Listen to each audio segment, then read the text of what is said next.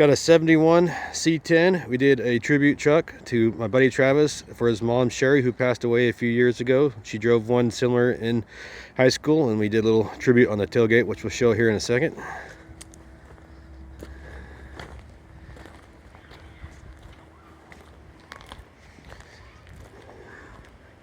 Just did a clear coat over it, tried to keep it as his mom would have remembered the truck.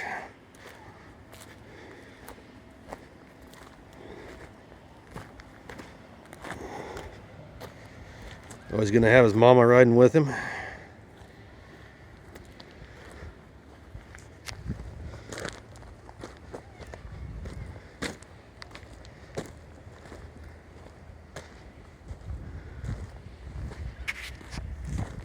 Pretty clean old truck.